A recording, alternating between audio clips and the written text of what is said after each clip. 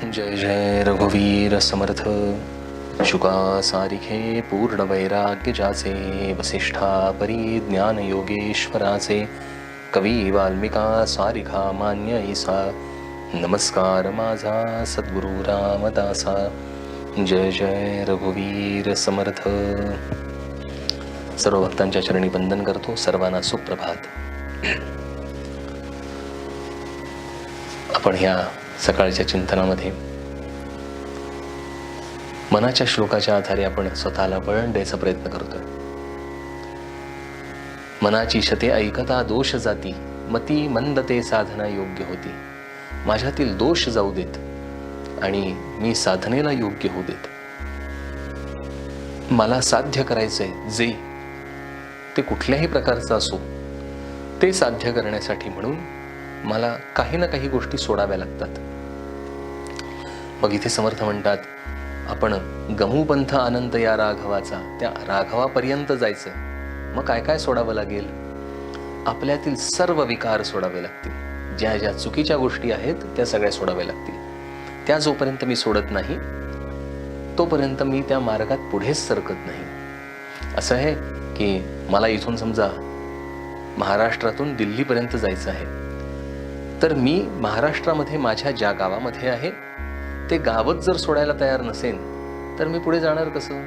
मी तयारी घेऊन आलेलो आहे, पण मला माझं गाव मात्र सोडवत नाहीये, तर मग माझी प्रगतीच होणार नाही. म्हणून समर्थ आपल्याला सांगतात, काय काय सोडावं लागेल, काय काय स्वीकारावं लागेल, त्याचं वर्णन समर्थ करतात. समर्थ म्हणतात, काल आपण बघितलं की क्रोध आणि काम हे मला सोडावे लागणार आहेत. क्रोधावर विजय मिळवावा लागणार आहे.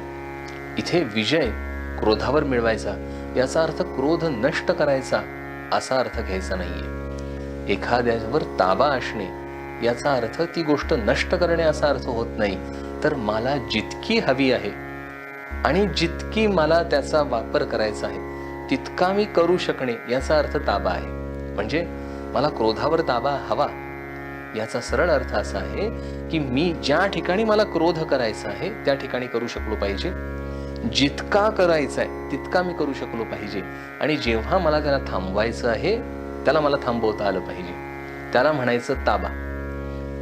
ते आपण कसं, ते कुत्रं असतं की नाही, त्याला ते गळ्याला बांधलेली दोरी असते, ती माझी दोरी मोठी असली तरी मी ती हाताला कशाला तरी गुंडाळून ठेवतो. आणि मला जेवढं ते कुत्रं पुढे सोडायचं आहे तेवढंच मी त्याला ढील देतो. मग ते कुत्रं तेवढंच पुढे पळतो. त्याच्यावर माझा ताबा असतो, कंट्रोल असतो. तर कंट्रोल या शब्दाने मला जितकं हवंय, जिथे हवंय आणि जेव्हा थांबवायचंय ते करू शकणे.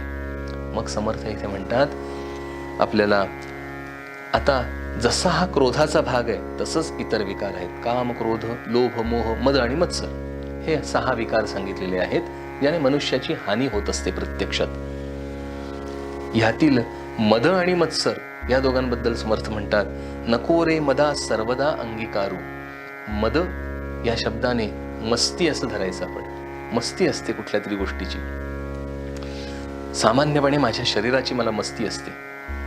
मी कशाच्या तरी मस्तीवर असतो. उदाहरणार्थ, एखादा खूप सुंदर आहे दिसायला, त्याची मस्ती असते. एखाद्याच्या शरीरात ताकद आहे, त्या शारीरिक ताकदीची मस्ती असते. एखाद्याला बुद्धी आहे, त्या बुद्धीची मस्ती असते. एखाद्याकडे संपत्ती आहे, त्या संपत्तीची मस्ती असते. आणि ह्याचा आपण रोज प्रत्यंतर घेत असतो. मनुष्य शक्तिमान असेल तर तो माझ्याकडे शक्ती आहे याचाच लोकांना बोध करून देत असतो, त्यांना त्रास देत असतो. माझ्याकडे संपत्ती आहे तर मी संपत्तीच्या आधाराने वाटेल ते करीन आणि काहीही केलं तरी मी त्यातनं सुटू शकेन, अशी एखादी मस्ती असते. एखादा बुद्धिवादी असतो, बुद्धी असते त्याच्याकडे, तो म्हणतो त्याने असं केलंय का, मी आता तुला दाखवतो, म्हणून तो बुद्धी वापरेल. म्हणजे कशाच्या तरी आधाराने मला मस्ती असते. कुठलीही मस्ती असो ती हानिकारक आहे, ती चांगली नाही. कारण मस्ती म्हणजेच तो अभिमान आहे आणि तो चुकीचा आहे. जो चुकीचा अभिमान असतो, मला स्वाभिमान आवश्यक आहे, अभिमान मला हानिकारक आहे. आणि हा चुकीचा अभिमान, हे मस्ती, ह्यानेच मद असं म्हटलेलं आहे. आणि तो मद माझा नाश करतो. मला फक्त आणि फक्त भगवंताला शरण असणं आणि भगवंताच्याच आधाराने राहणं, त्याची जी मस्ती असते त्याने अहंकार उत्पन्न होत नाही, म्हणून ती चालते. जो भक्त असतो तो भगवंताला शरण असतो, आणि जो शरण असतो याचाच अर्थ तो त्याचा अहंकार तिथे अर्पण करून असतो. अहंकार अर्पण केल्यामुळे निर्माण होणारी जी मस्ती, त्याला मस्ती नाही म्हणायचं, त्याला स्वाभिमान म्हणायचं. मला भगवंताला, माझा भक्ताला भगवंताचा स्वाभिमान असतो. त्याला माहिती असतं तो माझा सांभाळ करणार आहे, पण अहंकार नसल्यामुळे त्याचं पाऊल चुकीच्या मार्गावर पडत नाही.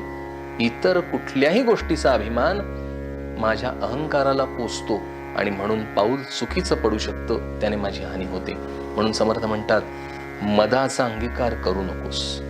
हा मद तुला रसातळाला घेऊन जाणार आहे. मग समर्थ पुढे म्हणतात, नको रे मना मत्सरू दंभ भारू. जे काही माझ्या ठिकाणी विकार उत्पन्न होतात त्याचं अजून एक मूलभूत कारण मत्सर असतं. मत्सर कशामुळे होतो बरं? मला हवं आहे पण मला मिळत नाहीये. मग ज्याच्याकडे ते आहे त्याच्याबद्दल विचार, चुकीचे विचार म्हणजे मत्सर आहे. ही साधारण व्याख्या धरूया आपण. म्हणजे दुसऱ्याच्या ठिकाणी असणाऱ्या गोष्टी मला हव्या असतात पण मी त्या मिळवू शकत नाही, म्हणून त्याच्याबद्दल, त्या व्यक्तीबद्दल मला मत्सर उत्पन्न होतो. हा मत्सर माझ्याकडनं अनेक गोष्टी करवतो, कारण मला ती गोष्ट हवी तर असते पण मला मिळवता येत नाही. मग मी काय करतो, त्या माणसाला त्रास देण्याचा प्रयत्न करत असतो. बस, त्याला म्हणायचं मत्सर. आणि मी त्याला त्रास देण्याच्या भूमिकेतून मी खूप काही गमावून बसत असतो. म्हणून मत्सरावर आधारलेलं जे काही असेल त्याने स्वतःची प्रगती तर होत नाहीच, पण अधोगती होत असते. आणि नुसतीच अधोगती होत नाही तर त्याच्याबरोबर असणाऱ्यांची पण अधोगती होते. म्हणून नेहमी माझ्या प्रगतीसाठी मत्सराचं अधिष्ठान असता कामा नये. त्याला इंग्लिशमध्ये एक शब्द आहे की त्याला कॉम्पिटिशन पाहिजे, पण ती कॉम्पिटिशन हेल्दी कॉम्पिटिशन पाहिजे. म्हणजे काय, मी तुझ्याशी स्पोर्ट्समन स्पिरिटने खेळायचं आहे. हे स्पोर्ट्समन स्पिरिट म्हणजे काय आहे, आपल्या दोघांची प्रगती व्हायला हवी. आणि तू प्रगती करतो आहेस, तू कशा प्रकारे प्रगती करतो आहेस याचं मी उदाहरण घेऊन त्याच्याही पेक्षा चांगली प्रगती मला करता यावी, पण विकार उत्पन्न न करता. अशी प्रगती, असा हा फ्लो अभिप्रेत आहे. म्हणून समर्थ म्हणतात, नको रे मना मत्सरू दंभ भारू. त्या मत्सराच्या आधाराने जी उत्पन्न होणारा दंभ आहे त्याचा तू त्याग कर. कारण ह्या गोष्टी या दोन्ही गोष्टी माझ्या प्रगतीच्या मध्ये येणाऱ्या आहेत. कारण ह्या एकट्या येत नाहीत. याच्यातून काम आणि क्रोध आणि हे सगळे विकार बरोबर घेऊन येतात आणि ते घरच मांडून बसतात माझ्या शांत ठिकाणी. थोडक्यात असा विचार करा की अतिशय शांत मंदिर आहे आणि ह्या शांत मंदिराच्या आवारांमध्ये जर समजा काही कुत्री आली आजूबाजूला आणि भुंकायला लागली जोर जोरात, तर काय होणार आहे, मंदिराच्या ठिकाणची शांती नष्ट करणार आहेत ती. मग ती कुत्री चांगली आहेत का? ती जर कंट्रोल्ड असतील तरच ती चांगली, परंतु त्यांच्यावर कंट्रोल ठेवणं फार अवघड. त्याच प्रकारे विकारांचं आहे. हे विकार माझ्या प्रगतीला कारणीभूत होऊ शकतात काही प्रमाणात, पण ते कंट्रोलमध्ये पाहिजेत आणि ते राहत नाहीत, म्हणून त्यांचा त्याग करा. म्हणून समर्थ म्हणतात, नको रे मना मत्सरू दंभ भारू. नको रे मना, क्रोध हा खेदकारी. या सगळ्यातून खेद उत्पन्न होतो म्हणजेच त्रास उत्पन्न होतो आणि मना याचा तो त्याग कर. मग माझ्या रोजच्या जीवनामध्ये मला याचा अनुभव येत असतो आणि अनुभव आल्या आल्या मी जागं व्हाणं याला साधना म्हणतात. माझ्या ठिकाणी क्रोध उत्पन्न होतोय, माझ्या ठिकाणी माझ्या ठिकाणी मत्सर उत्पन्न होतोय, हे आधी समजतच नाही. बस समर्थांना प्रार्थना करूया की ते आम्हाला समजायला लागावं आणि आम्ही वेळेत जागं व्हावं, एवढी प्रार्थना करू समर्थांना. जय जय रघुवीर समर्थ.